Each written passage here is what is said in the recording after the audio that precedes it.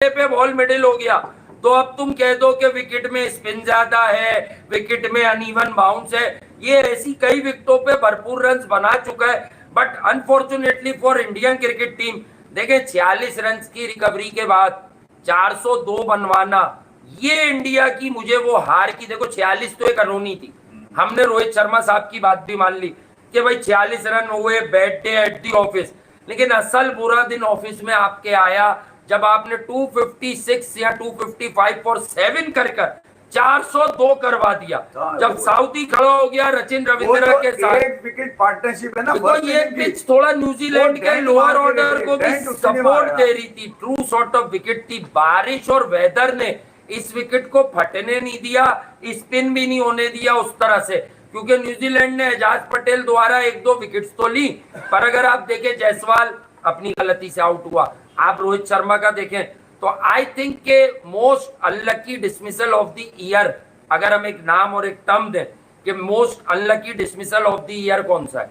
तो वो ये है रोहित शर्मा का।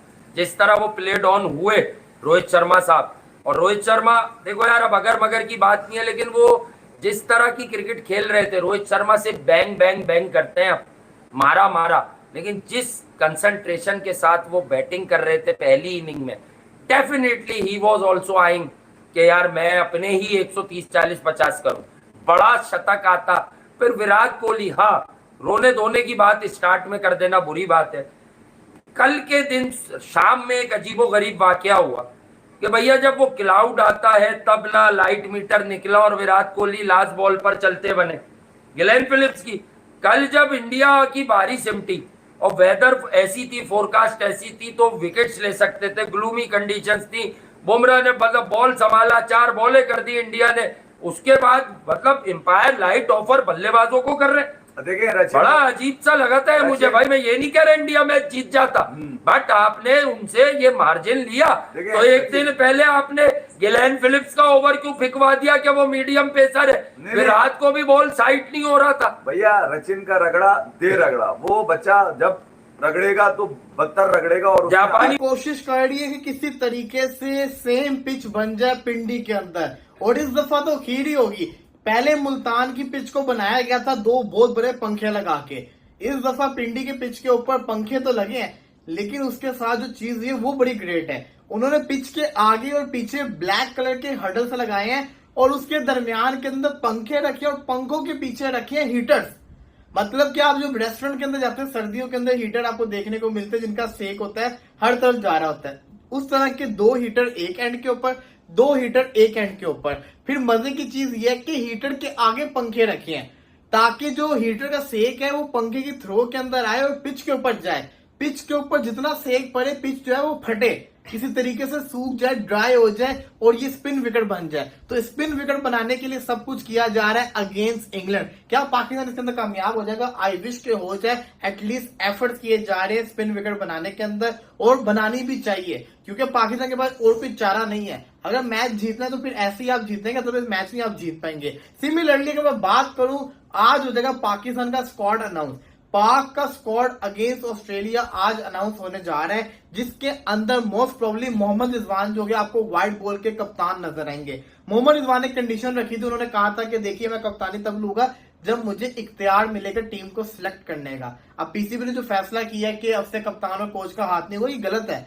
मैं समझता हूँ कि कप्तान का बड़ा अहम रोल होना चाहिए, क्योंकि कप्तान जो है अपनी मर्जी की प्लेइंग 11 खिलाएगा। चलो स्क्वाड में आपने अपनी मर्जी कर ली, लेकिन जो प्लेइंग 11 है उसके अंदर सिलेक्टेड का काम नहीं बनता, उसके अंदर कप्तान की अपनी मर्जी होनी चाहिए कि मैंने किस खिलाड़ी को खिलाना है, ताकि वो एतमाद में लेके मैच जीत सके। तो रिजवान ने कहा है कि कंडीशन उसकी बिल्कुल सही है, वजह है। लेकिन इसी के साथ साथ बड़े सारे न्यू नाम आपको T20 स्क्वाड के अंदर नजर आएंगे पाकिस्तान के, जी हाँ, जिसके अंदर काफी सारे नए नए लड़कों को चांस मिलेगा।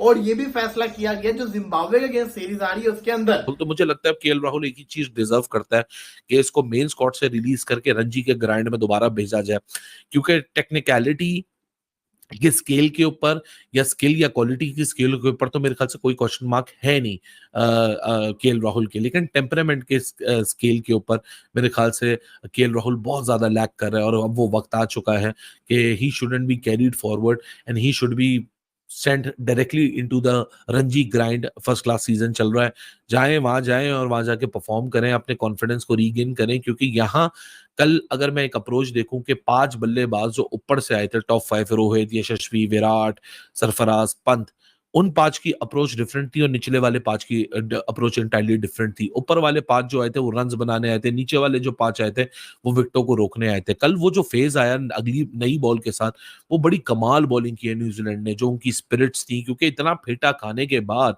जिस तरह सरफराज और ऋषभ पंत ने तो बकायदा बदमाशी की है इन न्यूजीलैंड के बॉलर्स के ऊपर। उसके बाद it takes a lot not to be mentally blocked, not to get intimidated.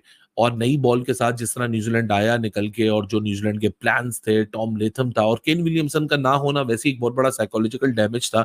एक बड़ा प्लेयर है न्यूजीलैंड का और वो जब इनकी 11 भी नहीं था तो जाहिर सी बात है वो आपको बैकफुट पे कर देता है कि मे बी आपको खुद ही शक की निगाह में फेंक दे कि नहीं जी शायद हम यहाँ गेम में पूरे नहीं है। लेकिन न्यूजीलैंड को क्रेडिट देना पड़ेगा कि देखिए उनकी तो गलती नहीं थी कि टॉस रोहित शर्मा ने मिस जज कर दिया और वो कंडीशंस को पकड़ लिया। उनको जो जो मूवमेंट मिला उन्होंने उस मूवमेंट को कैच किया।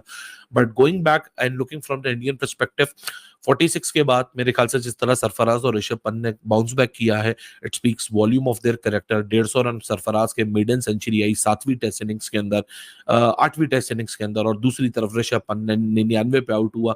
लेकिन वो एक दोबारा सेल्फ बिलीव ऋषभ पंत को देगा, क्योंकि यार it speak volumes of his character.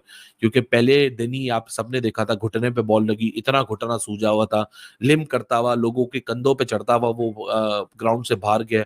अगले दिन आपको फिर बैटिंग ड्रिल्स करता हुआ नजर आया और तीसरे दिन आके फिर उसने इतनी जबरदस्त इनिंग्स खेली, वो भी जब नी उसकी जो थी वो हेवीली टेप थी। और सब ये याद रखें नी कौन सी नी है जो एक लाइफ थ्रेटनिंग एक्सीडेंट से निकल के आया और रिकवर की है। सो भाई साहब कैरेक्टर की पूरी। तुम्हारे अंदर भूख कितनी है, कितनी भूख है तुम्हारे अंदर, बहुत ही बढ़िया यार। इसी तरीके से पेलो भैंस की आंख, मतलब पाकिस्तान को तुम हराने के लिए तैयार हो चुके हो, ऐसा मुझे लग रहा है भाई। वेरी गुड, वेरी गुड, बहुत बढ़िया, बहुत बढ़िया।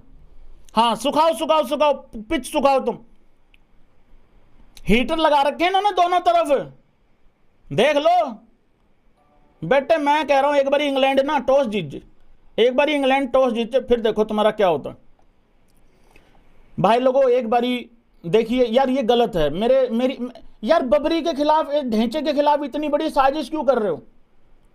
एक आखिरी उम्मीद थी, एक आखिरी उम्मीद थी, वो भी छीनने की कोशिश की जा रही है। As reported, Babar Azam and Shaheen Shah Afridi so far are among the key players likely to be rested for the white ball series against Zimbabwe. Zimbabwe के खिलाफ ड्रॉप किया जाने वाला है बबरी को।